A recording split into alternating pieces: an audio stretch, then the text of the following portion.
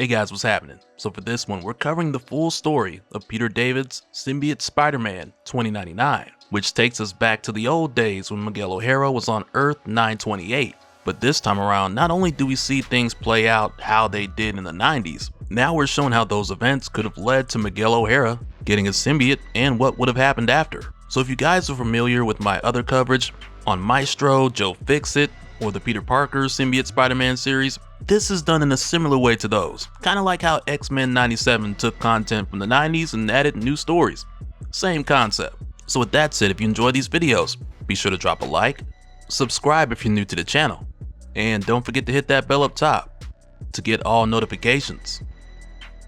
Alright, so for this one, we're going back to Earth 928, and we're picking up from around the time of Spider-Man 2099 issues 42 through 44, where at this point, Miguel O'Hara had recently become CEO at Alchemax, which is also where the Venom symbiote's being held at this point, because at the time that we're jumping in, a lot of the chaos with Venom 2099 had just wrapped up with Kron Stone, Miguel's older half-brother, who was bonded to the Venom symbiote at the time, also eventually being taken in and held by Alchemax, which is how at this point the Venom symbiote made its way into Alchemax containment. But later on in issues 43 and 44, we were introduced to Roman, the Submariner, who at one point was an employee of Alchemax who participated in the New Atlantis project that was led by the former CEO of Alchemax, Tyler Stone. And this New Atlantis project was supposed to be a new bold direction for undersea exploration, which included genetically designed undersea mutates who eventually rebelled under Roman's leadership. So of course, with Miguel recently becoming CEO, he inherited this problem as well.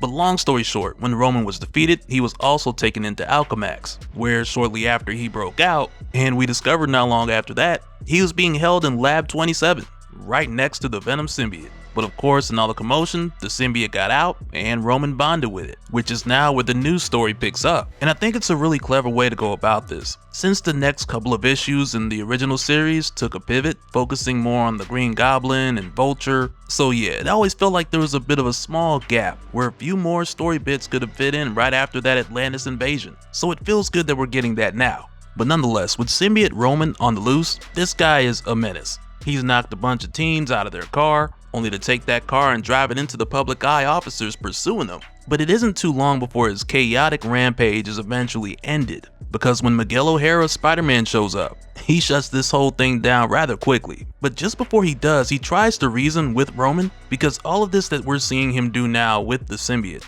these aren't things that Roman the Submariner would have done, because he's way more calculated, and in a lot of ways he models himself after the original Submariner, Namor. Though I'm not sure if that's how he got the name Roman. And I mean creatively, of course, but narratively, I don't remember. I think it was just a coincidence.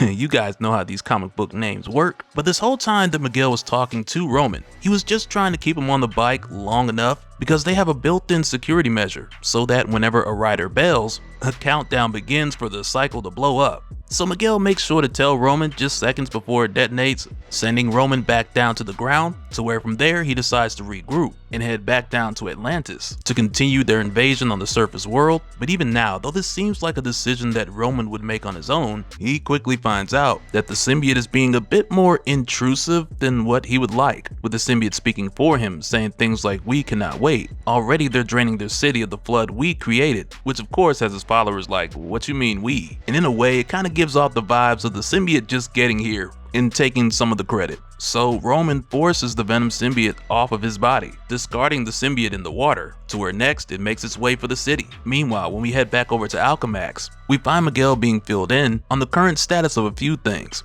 like the Venom symbiote getting away, which he's not too worried about since he stopped it before. But right after that, he's told that there's more symbiotes that he's gonna have to deal with, since Dr. Hibby's working on a super soldier program with the recent offsprings of the Venom symbiote. So for a moment here, Miguel acts like he knows what's going on, and he's like, "Yeah, we got that under control, just like Kron Stone. So you know, as long as we keep him separate from the symbiote." And then his mom walks in telling him that Kron Stone has escaped. And I also want to add on here that Miguel's mom became his secretary not too long after he became CEO, and their relationship, which was a bit rocky before, started to get better in issue 44, I think it was, when she found out he was Spider-Man, who she also admired, but also it explained a lot about Miguel's strange behavior at the time. But after getting these updates, Miguel schedules to have a meeting with Dr. Hibby, so he can learn more about this secret soldier program that he clearly already knew about. But before that, we next head over to Kron Stone, who's currently making his way back to his apartment. And I mean, this guy, he is in bad shape. And it's funny because this little girl sees him and she's like, "Mommy, what's wrong with that man's face?" So Kron is like, "I was in a fight." And the little girl's like, "Did you win?" And it's so adorable because the little girl just doesn't know that people who win fights usually don't look like that. And I want to put a heavy emphasis on the word usually, because I know somebody gonna be in the comments like, "Man, I was looking like that the other day and I won the fight." And to that person, the last thing your hands need to be doing is typing in the comments section. Like, come on, man. But to put things a bit more into perspective, back in Spider-Man 2099, issue 39, Kron was just going off inside of his containment unit, talking about how he's gonna put hands on Miguel and choke him out. So Miguel told everybody else to leave the room, to where after he pushed the button to let Kron out, and he made a deal with his big brother, saying if he could take him without the Venom symbiote, then he's a free man. Which, come on man, that's dirty, because Kron has no idea that Miguel is Spider-Man. But at the same time, with how this is going down, it's also Miguel getting payback for all the lives that Kron had taken when he was Venom, especially in the case of Dana D'Angelo, who at one point in time was Miguel's love interest, who, I mean, she was actually with his younger brother Gabriel, and she cheated on Gabe with Miguel, and Miguel cheated on his girl Xena with her. So as you can see, this made her someone special. So at the time when Miguel beat the mess out of his older brother Kron, there was a lot of things going on with Miguel here. And it wasn't just the payback, but also it was Miguel letting out a lot of that stress that he'd taken on recently from becoming CEO. But nonetheless, challenging a regular man to a fight when you're Spider-Man, that's nasty work. And at one point when Kron was like, "Hey, I'll tell you anything you want to know," Miguel responded by saying, "I don't want you to talk, Kron. I want you to scream." Which right there is one of the reasons why I think Symbiote Spider-Man 2099 is about to be a problem. But going back to Kron, when this little girl asks him, did he win? He just tells her, "I always win." Which right there feels like a bit of foreshadowing. But after this, he goes back to his apartment, where he has trouble getting in, so he just kicks in the door and face plants on the couch. And after this, we then go back to Alchemax, with Dr. Hibby making his way to see Miguel. And as soon as he walks in, Miguel's like, "Tell me about the super soldier program." And Dr. Hibby plays dumb at first, because he's like, "Oh, the one that resulted in Captain America?" And Miguel's like, "No, the one using the symbiote. Care to tell me about it?" Which right there catches Dr. Hibby off guard, because he has no idea how Mr. O'Hara even knows about it. So Miguel demands that he just spills it. So right here, Dr. Hibby tells him the symbiote spawned. It was completely spontaneous, but in doing so, it mutated. Chemical readings shifted. I'm assuming it's because of its exposure to Kron and time on Earth, which right there has Miguel like, "So you experimented on it?" And Dr. Hibby's like, "It represents an opportunity for," and Miguel just cuts him off right there. He's like, "Complete disaster." So he tells Dr. Hibby to destroy it. And Miguel doesn't care how he does it. Flush it, whatever. Just get rid of it. So not long after, his mother and secretary, Conchata, she comes to his desk to let him know that Tyler Stone is on his way. So of course, initially Miguel's thinking that Mr. Stone, the previous CEO, he's coming to take back Alchemax. So his mom suggests that perhaps Miguel should hand it over, because taking on this position, it's changed him a lot. Because now the slightest thing will make Miguel just go off, when before he used to be real laid back. So with hearing this, Miguel, he goes off. And he just goes on to tell her how he's trying to steer a company that could potentially end civilization with one experiment gone wrong. And he even goes on to tell her, "How about you say thank you, Ma, and then get the shock out of my office." And for those who don't know, shock was a cuss word back in these old 2099 comics, which just goes to show you that Miguel's wildin'.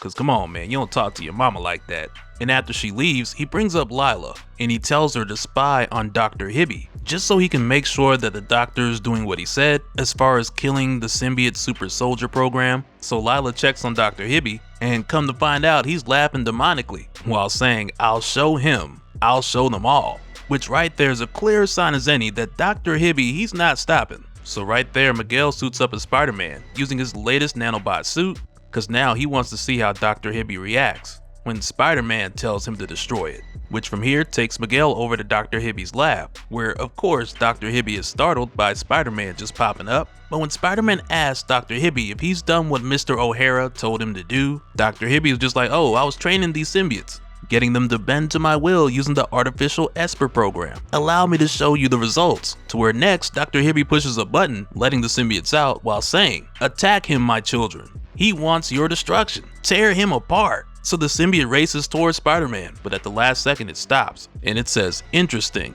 You think you know me. Let me demonstrate how little you know." And right there, the symbiote just latches on to Miguel O'Hara. Which, like I said before, Miguel O'Hara is already not the nicest person. So going forward, I can only imagine where this is gonna take it. But first, for a moment here, we go back over to Kron, who's finally got up off the couch, popped a couple painkillers. He's getting himself together in the bathroom mirror while trying to figure out how did he lose in the fight to Miguel O'Hara. But this isn't something that he's thinking about too much longer, because next, when he cuts on the shower, he hears someone in his apartment, and before he can even react, a hand just shoves his face into the mirror, and come to find out it's Jacob Gallows, good old Punisher 2099, who from here just starts laying into this guy. And just to add a little bit of context here as well, when Kron Stone was vice president at Alchemax, he killed Jacob's mother, his brother, and his sister-in-law, and this happened way before he got the Venom symbiote, which really just goes to show that he was never a good person. While Jacob, on the other hand, his family was very religious. They were Thorites, they worshiped Thor, so he admits to Kron while he's beating him down. The reason why he never got to know his brother's wife that well was because Jacob was afraid that he would fall in love with her, only for Kron to kill her and the others like they were nothing. But right in the middle of this, black goo starts to come down from the shower head. It quickly wraps around Kron's body, and boom, he's Venom again. So the Punisher, you know what I'm saying, he wasn't expecting to run up on all of this. Though he is well aware of what Venom is capable of, and he's not prepared for any of that right now. So he doubles back out the window onto his bike, only for Kron to follow him out there a lot faster than what he expected. And before the Punisher can react, Kron goes for the kill, which seems to be like the end for Punisher 2099 here. Though I wouldn't be surprised if we later got a cybernetic version that came back at some point in this story, because it wouldn't be a first. But just after this, the symbiote wonders if Punisher 2099 also has an explosive failsafe on his bike, like the public eye soldiers from earlier, only for him to find out seconds later that he does. But going back to Miguel O'Hara and Dr. Hibby, we see the doctor checking on Spider-Man to see if he's okay, and you know, he's like, "Spider-Man, Spider-Man, if you're here to kill me, clap your hands." Whoa, wait a minute. And right here, after bonding with the symbiote, he looks up and he tells the doctor, "Spider-Man isn't home right now. Will we do?" Which, yeah, you already know it's gonna get crazy, because old school Miguel was already a menace. So what's this gonna do? Turn him into a Menace Pro Max? Either way, I can't wait to see it. Alright, so coming back, we pick up with Miguel O'Hara at Dr. Hibby's lab right after he bonded with a symbiote from the Super Soldier program that Dr. Hibby thought he had control of up until now. Because prior to this, the doctor had been training the symbiote to respond to different orders, and for a while it did, so he thought the training was successful. But as soon as he set this symbiote loose to attack Spider-Man, it bonded with him, and now it wants payback. But when this happens, the doctor, he's so afraid that his heart just gives out. His heart was like, "What? This guy finna kill us? You know what? I'll do you one better." And just like that, he's gone. And the symbiote's more or less like, okay, whatever, because that's the result it was going for anyway. But then it's here where we see Miguel fight back and tell the symbiote to get off of him, only for the symbiote to respond and tell him, "That's not what you want, is it?" Because the symbiote knows the truth of how Miguel feels and what he's thinking, so it tells him, "You're under so much pressure from your family, from your father, Tyler Stone, from the president. Wouldn't it be nice to have someone in charge? Someone to..." And Miguel's like, "To what? Kill everybody? That's it, isn't it? Just kill them all?" So the symbiote's more or less just like, "Alright, you drive a hard bargain." And it makes a deal with Miguel that no one dies unless he wants them to. And it tells him, "Just relax and give me the will," as it continues to ease its way into taking over. And following this, we then head over to Kron Stone, who's currently making arrangements with the Chameleon, because Kron wants the Chameleon to fix him up with a holoism so that he can head into Alchemax disguised as Miguel O'Hara in order to find him and first get his revenge, to where after that, Kron will dispose of him and take over the company. So the Chameleon agrees, and he just tells Kron, "You know, just remember the people who got you there." But later on, when we see Kron head over to Alchemax, this guy's mad nervous. Cause there's even a moment here where his name is called out and shown on the screen, with it really just being an announcement that he escaped. Because mind you, at this point in time, Kron Stone has Venom 2099 in his possession. But it's also one of those things where with him walking into Alchemax with the symbiote, and not to mention as Miguel O'Hara, he's really trying to keep this symbiote under the radar. But also with the way this is done, with us having both the real Miguel as well as Kron disguised as Miguel in the same building, we jump back and forth between the two in a way where it kind of has the reader second guessing which is which. Cause next we have Miguel's new symbiote telling him, like, see, I can just hide my appearance and nobody will even know I'm here, just before he's approached by Conchata. And it's one of those things where we know that the real Miguel is also jumpy cause he now has a new symbiote talking in his head on top of everything else he's dealing with. But right here, Miguel's mother's like, hey, I've been trying to reach you, and that Mr. Caprice wants to see him. So at first Miguel's like, okay, about what? So she asks him if he knows someone who calls himself the Punisher. So Miguel's like, yeah, Jake Gallows, sure, what about him? And she tells him he's dead, and he was killed by Venom. So following this, Miguel goes to have a talk with security, cause next Miguel's just thinking like, God, this is crazy. And it's here where we see that they've recently received cambot footage of the Punisher being killed by Venom. Cause when the Punisher originally shown up to take down Kron, he had this whole thing planned out on how he was gonna tell Kron about everything he had taken from him, how he made him become the Punisher, and the whole time Gallows would just have his cambot get it all on tape. And I imagine it's the only footage that actually shows his face, since Punisher 2099 doesn't allow cameras to capture his actual face in security footage or what have you. But nonetheless, the Punisher planned to record this whole thing as a way to document this moment of victory, though as we know, things didn't quite go the way that Jake planned. So after the cambot captured this footage, with its programmer being dead, the cambot stayed on site, and that's how the private eye officers got the video. And just after seeing this, Miguel's asked, should they institute the anti-symbiote plan that'll let out Sonics throughout the city grid since Venom's back on the loose? And right away Miguel's like, no, that won't be necessary. And he tells security, don't do anything until you hear from me. And again, with the way that this is laid out, it's almost like Peter David wants to keep us guessing, because both Miguels have a symbiote and both Miguels are jumpy. And there's even moments here where the blue box lettering that's coming from Miguel's symbiote, or even the real Miguel, appeared to contradict something that Kron says later, but we'll talk about that in a little bit. Cause following this, we see that Tyler Stone has made his way here to see Miguel, to get him to hand back over the position of CEO of Alchemax, which for a moment here just creates the opportunity for Conchata to express to him how much she doesn't like the guy, even though Miguel is their son, because at the time it was more the case of her hating her husband than her actually having feelings for Tyler Stone. And in the middle of their talk, Kron walks in, who as we saw earlier is disguised as Miguel. But because Kron had no clue that his dad was coming here and trying to get the company back, he's completely caught off guard when he sees Ty Stone, and he almost calls him dad when he walks in. And of course, Tyler Stone thinks this is actually Miguel, so he's ready to get down to business. But right away Lila shows up and she's like, nah, that's not Miguel. And when I tell you Conchata pulled the gun out so quick, it's wild. But of course Lila picked this up quickly because she noticed the inconsistent bio readings. So right here Kron's just like, well, alright, you got me. Cause now there's really no point in keeping the whole disguise thing going. And just after Kron reveals himself, Conchata tells Lila to alert the building security. But Lila's not able to, because while Kron was posing as Miguel, he got them to stand down until further notice. Which again, this just plays into the switch up from earlier, with us now knowing that it was Kron who told the security to stand down. But right here in the middle of this, the real Miguel shows up, which is exactly what Kron wanted. So he attacks Miguel right away. But mind you, even up to this point, Kron doesn't know that Miguel is Spider-Man. And it isn't until Lila mentions here that Ty Stone is his father, and it's kind of funny because she's like, do I make him comfortable while you battle to the death? But when she says this is where Kron realizes that him and Miguel are actually brothers. So next, Miguel's more or less like, you know what, I'll do you one better. As he then not only reveals that he's Spider-Man, but that he also has a symbiote too. And in Miguel's words, he ends up saying that he's Spider-Man 2.0, which is like the new and improved version of himself. And this ends up having Kron like, you know what, we shouldn't be fighting. So Kron tells Miguel, we have a lot in common. I hate Tyler Stone, I'm betting you do too, let me kill him. Which now has Miguel's symbiote telling him how it would be easy and how much his father deserves it. And the next thing we see is Miguel throwing his dad out the window. which at first just kind of looks like, man, that didn't take much of any time to decide. But we quickly find out that this was just Miguel's symbiote showing him how this possibly could have played out.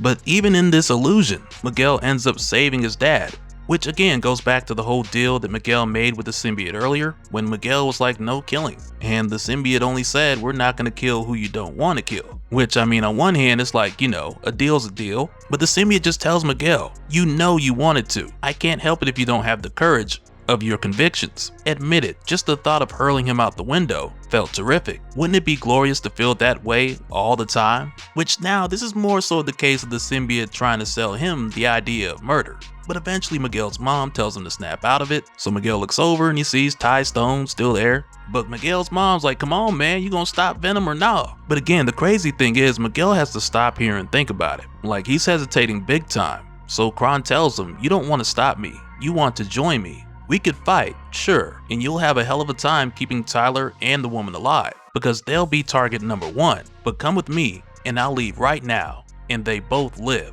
Which then has Miguel like, no, you're lying. But quickly Lila confirms that Kron is telling the truth, because his biorhythmic readings are consistent. There's no spike in his heart rate, he's being honest. So once again, Miguel takes a moment to go over this with his new symbiote, as it more or less advocates for Kron and Venom 2099, because it's telling Miguel to go. And at first Miguel's kind of like, okay, go and then what? Just cause havoc throughout the city? So the symbiote starts to flip things around, telling Miguel that he can control him. And aside from that, the two of them are the most powerful creatures in the city, in addition to Miguel being CEO of Alchemax. So no one's above him and no one can tell him what to do.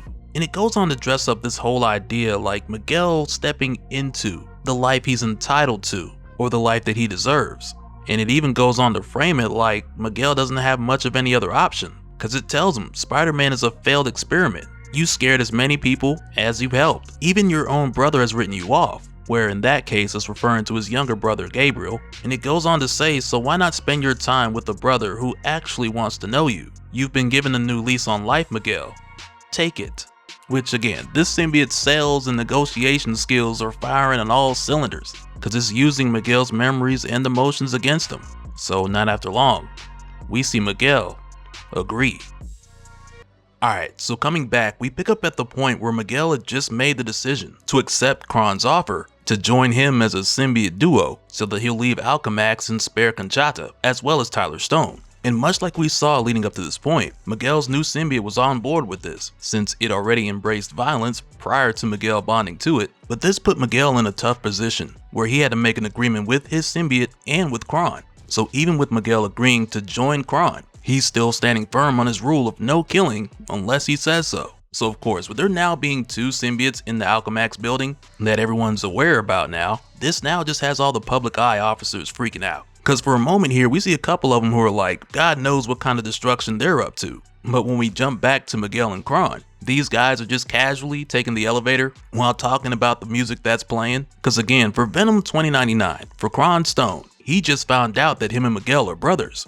So in a way for him, this is kind of a special moment. But at the same time, he wants to see if Miguel and his new symbiote are going to show their teeth, so to speak, and really get on board with the chaos that Kron wants to bring. And as soon as they step out of the elevator, they're more or less given that opportunity, as they're met by a group of public eye officers. But just before Kron is able to tear into these guys, Miguel reminds him that he agreed to no killing, not unless he says it's okay. So Kron is just more or less like, okay, fine. And he agrees to go easy on these guys. So he turns his blade back into a fist, and he just punches the guy instead of stabbing him. But at the same time, with how hard this punch looks, I'm not really sure how much better that was, or if you can even consider this taking it easy. But following this, because Alchemax has held Venom before, the public eye officers now have weapons to combat him. So following Venom's attack, he's hit with a beta blaster, which is pretty much a sonic gun, so it's able to stop Venom in his tracks. And even though Miguel's symbiote wasn't hit directly with it, it's affected by the sonics too. So right here it just begs Miguel to make the exception and destroy these guys, to just cut loose and end them,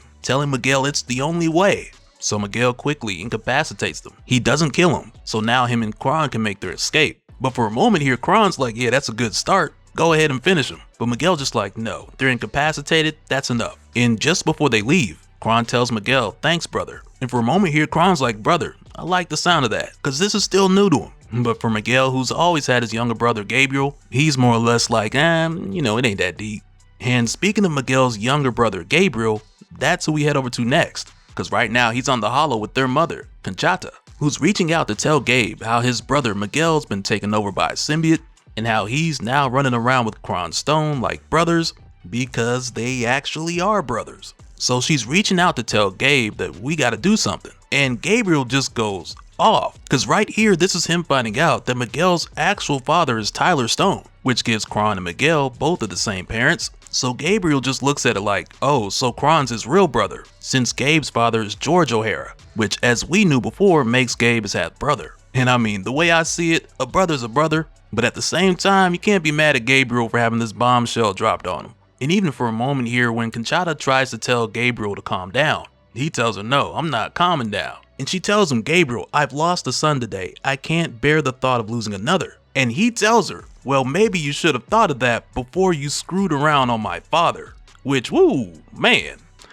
I mean, what's she gonna say to that? Because I mean, we knew for the longest time the situation between Miguel, Gabriel, and Kron Stone was a bit of a messy one, with Conchata having multiple kids by another man. But also in addition to that, Gabriel already didn't care much for Miguel, because eventually he found out Miguel was sleeping with his ex, Dana D'Angelo, which is why Gabriel broke up with her prior to her untimely death. So yeah, this family's got some issues. But after Gabriel says this to Conchata, he ends the call, because he just can't be bothered. To where next is we head back over to Kron and Miguel, as they make their escape from Alchemax. Now that they're free, it's here where Kron tells Miguel that they can do what they want and take whatever they want. But now that they've arrived at this part of Kron's plan, when he asks Miguel what does he want to do first, Miguel's just like, I don't know, because prior to this, all Miguel has really thought about is what he didn't want, which for starters was the pressure that came along with being the head of Alchemax, where aside from being Spider-Man, he has everyone at the company looking to him, expecting Miguel to tell them what to do, coming to him for every solution. And it's not like Miguel hadn't been stepping up to the responsibility, he has, but it was like everyone's individual priority was more important than the next. So whenever he came up with a solution that didn't completely cater to any one person, Miguel's suggestion or answer just wasn't deemed to be good enough. So again, for Miguel, for the most part, he had just been thinking about what he didn't want, and on the top of that list was being head of Alchemax. So the only thing he could come up with now is just the idea of being left alone. And just as a reminder, even though Tyler Stone is over at Alchemax right now, ready to take that burden off of Miguel's hands, there's a part of Miguel that also knows that he shouldn't hand that position back to him. So now with Miguel telling Kron that he doesn't know what he wants, or even just saying that he wants to be left alone, Kron is like, that's it? And he gets worked up. But when he puts his hands on Miguel, Miguel hits Kron with his Venom, which is something new that we're seeing from Symbiote Spider-Man 2099, and it's kinda nasty. But as soon as this happens, it's right here where we're hit with a curveball, as they're met by the arrival of Strange, who is the Sorceress Supreme of 2099. And as it turns out, she's made her way here in her astral form, after sensing Spider-Man was in trouble. So at first Miguel's like, hey, don't even start with the illusions. So she just lets him know that this is simply her just coming in this form to check on him. So Miguel tells her he's good, he doesn't need her help, which then has Kron telling Strange, like, you heard the guy, beat it. So Strange tells Kron that she's not taking orders from the likes of him. So he looks her in the eye and he tells her, you're not scared of me. Which again, for her, he's not much of a threat since this is just her astral form. So Kron looks at Miguel and he's like, hey, you know where she live, right? And Miguel's like, I do. So Kron looks back at Strange and he's like, we'll see you shortly. Which right there just has Strange like, oh crap, this is bad. This is very bad. So right away, she leaves the sanctum to seek help from another powerful sorcerer who's also a very predominant political figure. And as she leaves, we also see that someone was waiting outside the sanctum for an opportunity to make their way in. But little does this surprise guest know that she was expecting Symbiote Spider-Man 2099 and Venom 2099. But on their way to the sanctum, there's a moment where Kron asks Miguel how he plans to handle Strange. So Miguel tells him we're gonna make her afraid, which for Kron, like we saw before, this leans more into the talk that he wanted to hear. Cause on one hand, he feels like Miguel's coming around and becoming the evil little brother he always wanted. But at the same time, to himself, he's thinking like, yeah, when we get there, I'm gonna crank this up a little bit. But of course, when they make their way inside, they run into Vulture 2099. Who right away recognizes Venom, but he's not sure exactly what to make of the new Symbiote Spider-Man.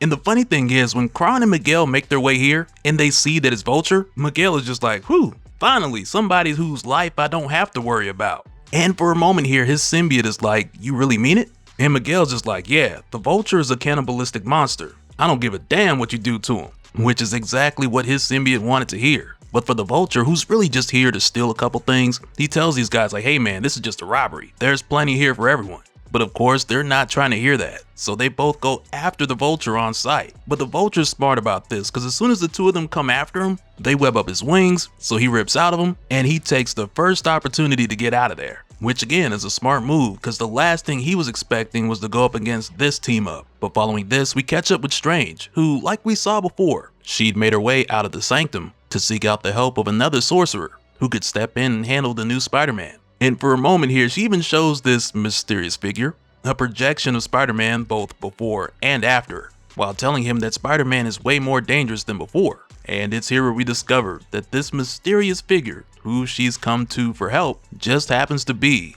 Doom 2099. Who, in his case, I feel like he had to show up in this story at some point, since Doom 2099 became the president around the time that we're revisiting in this story, so it makes sense that he'd show up, with us going back to the retelling of the events that took place on Earth 928. So yeah, with Strange coming here, Doom 2099 lets her know that she's come to the right place. Alright, so coming back, we pick up not long after Miguel O'Hara and Kron Stone, the Spider-Man and Venom of 2099, chase the Vulture out of the Sanctum Sanctorum. And it's really one of those things where the Vulture 2099, he was just at the wrong place at the wrong time. Cause like we saw, after the Sorcerer Supreme left, Vulture snuck into the Sanctum, thinking he was just gonna grab whatever he wanted and go on his way, but little did he know he was gonna run into Symbiote Spider-Man 2099 at the start of his villain arc. So yeah, Vulture trying to get away, this is him recognizing that he's in over his head. But as he tries to leave, Miguel webs him up, only for Vulture to cut that off, and more or less tell Spider-Man like, hey, you think you can hold me? Only for Miguel to follow up with the yeah, I do, as he wraps his webbing around Vulture, so he can't cut him this time. And there's too much for him to break out, so he goes plummeting to the ground, which now has Miguel like, man, that was easy.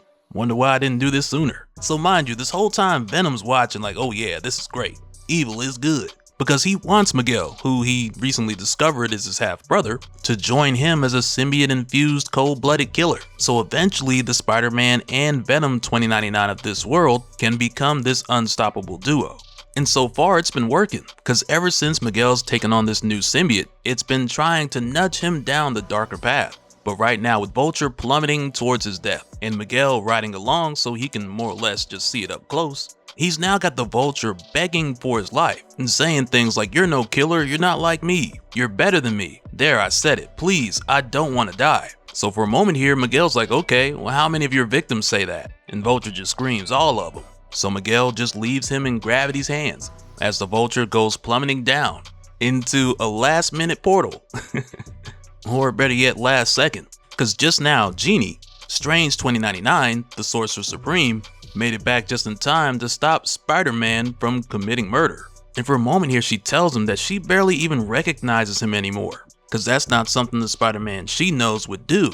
So he tells her the Vulture was a murdering cannibal. The world is better off without him. Which, I mean, it's kind of hard to argue with that point, cause, I mean, it's kind of valid. But Strange just lets him know that it's more so the fact that he doesn't get to decide who lives and who dies. And for a moment here, she tells him she'll stop him if she has to. So Miguel tells her he'd like to see her try, just before attempting to grab her. But his symbiote just goes right through her.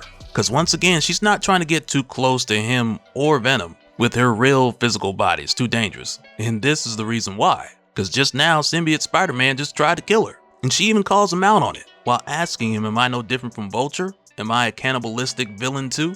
And the crazy thing about it is Miguel's just like, so? You attacked me first. Which is definitely not true. But it just goes to show how far gone Miguel is with everything that's happening. But in the middle of this conversation, Venom tries to get a sneak hit on Strange, which of course does not work because it's just her astral projection, or better yet in this case, just an illusion, since it's meant to look like she's there. So it sends Venom or Kron running right into Miguel. And when he gets back up, he tells Miguel like, hey, let's just go ahead and raid the Sanctum. But as soon as he tries to, he runs right into the protection barrier, only to then see the real Strange inside. So he's just banging on the barrier while telling her she can't keep him out. So she tells him, pretty sure I can, bye-bye, just before slamming the door. And it's pretty funny seeing Kron's frustration here because he's just like, God, I hate her.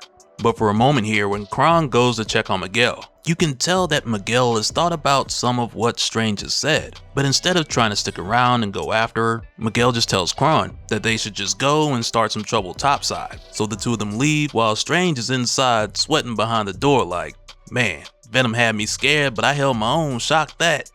And following this, we head over to Gabriel O'Hara, Miguel's younger half-brother, who at this point in time is getting an unexpected visit from none other than President Doom, who we knew was going to make his way into the middle of this at some point, and I mean even before the cliffhanger from the last issue. But with President Doom making his way here to speak with Gabriel O'Hara, he first apologizes for his men destroying the front door, so he tells Gabriel he'll pay for that, which most likely will come from the taxpayers' money. But following this, Doom quickly goes into the reason behind why he's here, because like we saw, Strange went to Doom to get his help with Symbiote Spider-Man. So now with Doom coming to see Gabriel, Doom tells him Spider-Man is your brother. So Gabriel tries to act like this is a surprise to him, but unfortunately he's a terrible liar. Because not only did Doom know that Miguel's Spider-Man, but he also knew that Gabriel knew, and for Doom, knowing Spider-Man's true identity, it's just the tip of the iceberg as far as what else he knows about Spider-Man. But he goes on to tell Gabriel here the reason why he's come is because he wants Gabriel to stop Symbiote Spider-Man. Meanwhile, when we jump back over to Kron and Miguel, who are currently riding a symbiote T-Rex out of a museum, because as it stands, there's really no plan. Kron just wants to cause chaos with his newfound symbiote brother and more or less just make this up as they go. But there's a moment here when Kron, who's in control of this thing, nearly kills a public eye officer, and the dude bails off his glider, opens his parachute, and Kron cuts that too. And I mean, fortunately he's saved by another officer, but for Miguel, when he sees this, it bothers the part of him that's still trying to hold on and do the right thing. So for a moment here, Kron tells him that he thought Miguel was over the whole no killing weakness. So Miguel tells him it's not a weakness, don't you get that? And he just stops right there, like why bother? Cause clearly Kron doesn't get it. So Miguel takes off to get a moment so he can think. And when he does, Miguel describes it like he's going off to be by himself to think and sort out his own thoughts. But now that he's bonded with this symbiote, it's more of a conversation that happens here. Cause the symbiote asks him what is it that he needs to think about. So Miguel tells it that he's trying to figure out what he wants out of this quote unquote fusion between the two of them. So the symbiote's like, you already had it. Didn't that fight with the vulture feel glorious? So Miguel's like, it felt great. Too great. Which right there has the symbiote like, how can something feel too great? That doesn't make any sense. So right there you can just tell. This symbiote has a lot to learn as far as the difference between what's good and what's bad. But there's a moment here where the symbiote tells Miguel about himself and he doesn't like it. Cause the symbiote tells him, you know what your problem is? You think you don't deserve greatness or happiness. Face it, you know you were happy running Alchemax, but you felt you hadn't earned it, didn't deserve it. Which right there just falls in line with what we saw in the old series written by Peter David. Because at the time we were told that Miguel was overwhelmed with everything he had to do, being both Spider-Man and Miguel O'Hara, CEO of Alchemax. But one of his biggest complaints at the time, with everyone at Alchemax coming to him for the answers, Miguel always felt like his solutions weren't good enough. But had he just accepted that role and put his foot down, then he wouldn't have been going back and forth with everyone and jumping on the desk. Which, you know, it's easier said than done, but now the symbiote's pitching this idea that it's more of a thing of confidence. Because if Miguel felt like, or at least believed that he was supposed to be there, then he would have been able to operate more effectively. Which again, easier said than done. But with the symbiote dropping this truth bomb on him, Miguel just tells it to shut up, only to then hear a voice from the side say, is this a bad time? And lo and behold, it's his little brother Gabriel, who's more or less come here to talk some sense into Miguel. And keep in mind, prior to this, the two of them haven't had the best relationship, and it's really more so the case of Gabriel not wanting to have anything to do with Miguel. And I mean, with Miguel sleeping with his girl, it'll do that. But on the flip side, Miguel, he's happy to see Gabriel because he's wanted things to be better between the two of them since forever. So with Gabe showing up here, he tells Miguel that their mom let him know about Cronstone and Miguel being brothers. So for a moment here, the conversation sounds like what seems to be the first step towards the two of these guys making things right. And Gabe even goes on to tell Miguel that he's got to get rid of this Venom thing, because if he doesn't, it'll take him over. But Gabriel stops right in the middle of his sentence after being stabbed through the back by Cronstone, who right after just flings Gabriel off to the side like he's nothing. And Kron goes on to tell Miguel this is something he had to do because Gabriel was going to stop Miguel from becoming what he needed to become. And I'm pretty sure part of that was a bit of jealousy too, with Kron being an only child, in addition to the way he reacted when he asked Miguel if he had other siblings. So yeah, Kron was waiting for this opportunity. But right here with Kron telling Miguel how he thought Gabe was going to stop Miguel from becoming what he needed to become, Miguel looks at him and tells him, "You mean a killer, right? A stone cold killer? Well, guess what, Kron? You got your wish. Cause now Symbiote Spider-Man 2099, he's ready to kill." And I mean, he was ready before, but now he's ready.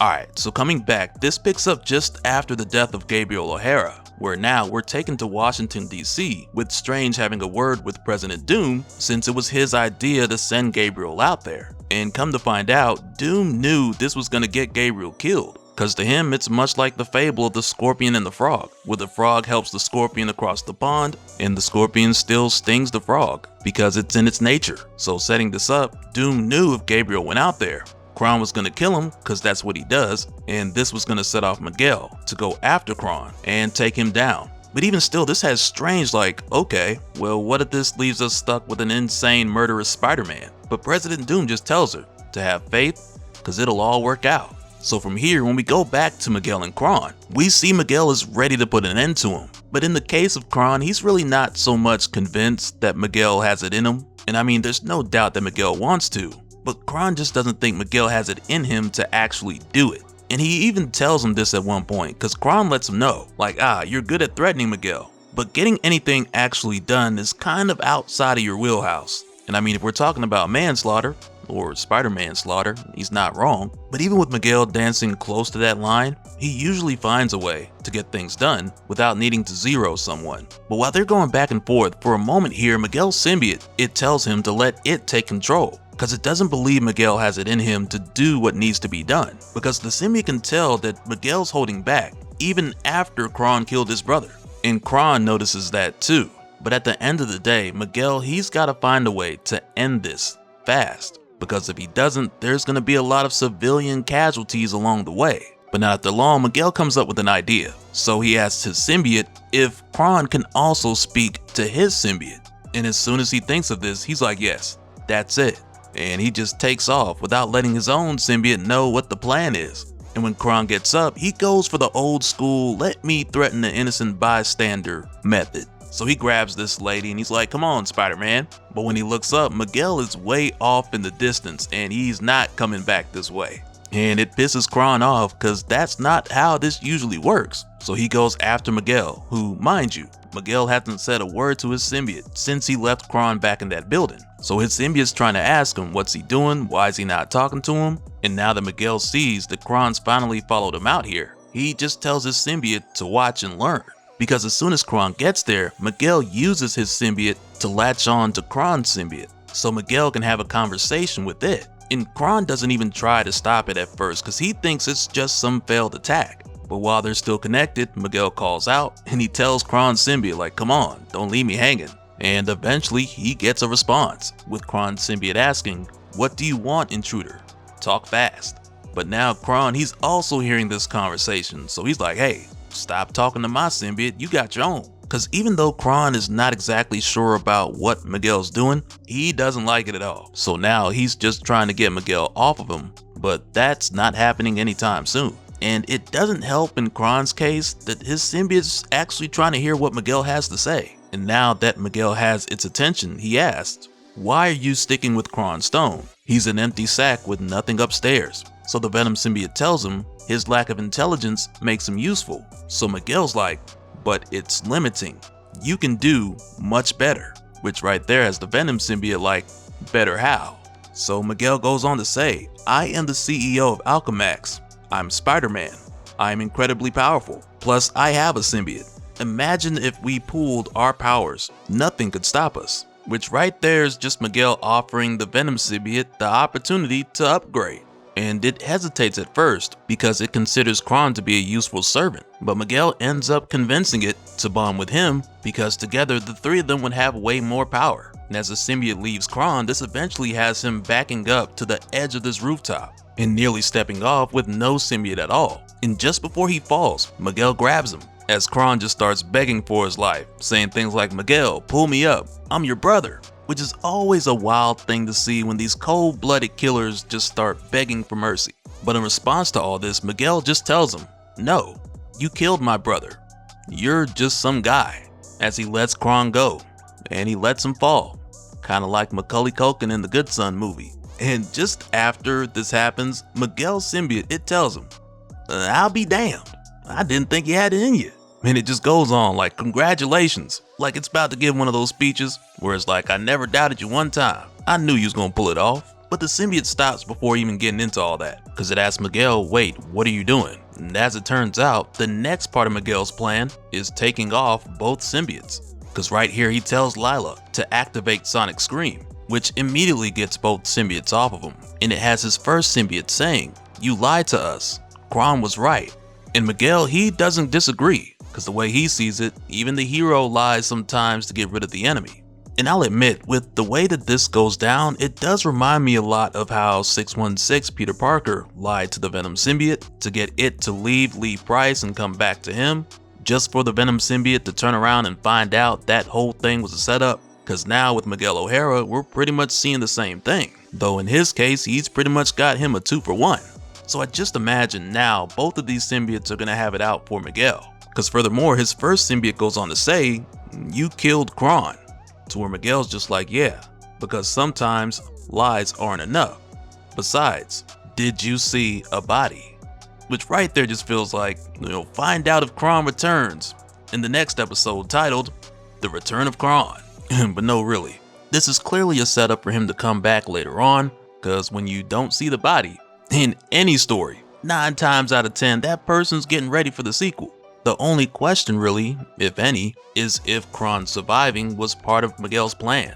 But really, that's just one of those things where we'll cross that bridge when we get to it. But right now, while Miguel's here, he takes a moment to mourn his brother Gabriel. And with tears in his eyes, he tells Gabe that he'll do better, starting with turning Alchemax into the company that Gabriel wanted it to be. And he even goes on to say that he'll start a trust fund for young investors and name it after Gabriel, so no one will forget his name. But following this, we go back to Alchemax and we see Gabriel hugging Conchata, which for her is a huge relief since she heard about what happened. But at the same time, there's a few things here that aren't quite right. Because for starters, if this is actually Gabriel, he's being way too nice to his mom all of a sudden. And aside from that, we also see, the blue text bubble from Miguel's first symbiote, which on one hand shows us that the symbiote's back, though it doesn't tell us who exactly is wearing it. And so now real quick, I want to give a special shout out to all the patrons. Thank you guys for all of your support. And for anyone who's new here, who wants more information on how to support the channel, I got a link below where you can go to patreon.com/DopeSpill. But that'll do it for this one, guys. Let me know your thoughts down in the comments below, and we'll do it again on the next one. Alright, later.